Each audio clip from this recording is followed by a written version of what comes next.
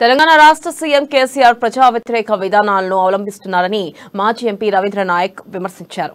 ఖమ్మం జిల్లా వైరా నియోజకవర్గ కేంద్రంలో బీజేపీ ముఖ్య కార్యకర్తల సమావేశంలో మాజీ ఎంపీ రవిచంద్ర నాయక్ పాల్గొన్నారు.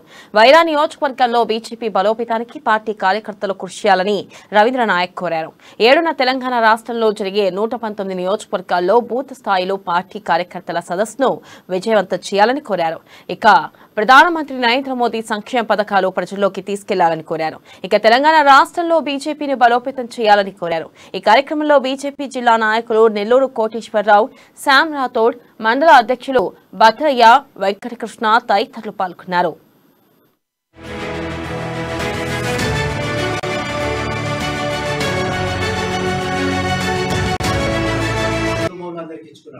ఈ రోజు 4 లక్షల ఖాళీలు ఉన్నాయి.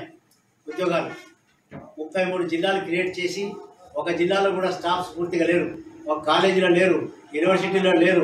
మరి ప్రతి సంవత్సరం ఈ 9 సంవత్సరాలుగా అవుతున్నటువంటి ఉద్యోగస్తులు అయితే ఎవరైతే ఖాళీలు అయితే ఉన్నాయో వాటిని ఫిలప్ చేయడం లేదు. ఈ విధంగా 4 లక్షల ఖాళీలు ఉన్నా కూడా అవి ఫిలప్ చేయకుండా ఇప్పుడు ఎలక్షన్లు వస్తున్నాయి. ప్రతి ఎలక్షన్లకే ఆయనకి ఈ యొక్క స్కీమ్స్ జ్ఞాపకం వస్తాయి. మొన్న హుజురాబాద్లో జరిగినప్పుడు దళితులు అక్కడ ఎక్కువ మంది ఉంటారని దళిత మంది అనౌన్స్ చేసినాడు. ఈరోజు అది కూడా బంద్ చేసినాడు. అదేవిధంగా తర్వాత మునుగోడులో గిరిజనులు ఉన్నారని చెప్పేసి గిరిజన బంధు అనౌన్స్ చేసినాడు. అది కూడా ఎక్కడిదక్కడే, అది ఇంకా ప్రారంభమే కాలేదు. ఆ రకంగా నిరుద్యోగులు ఈరోజు మరి ఉద్యోగం లేక, ఉపాధి లేక మరి ఆత్మహత్యలు చేసుకుంటున్నారు. అదేవిధంగా ఏ రైతు గురించి పెరుగన్నం తిని అరుగు మీద పడుకునే తెలంగాణ తెద్దామనుకుంటే ఈ రోజు కూడా రైతులు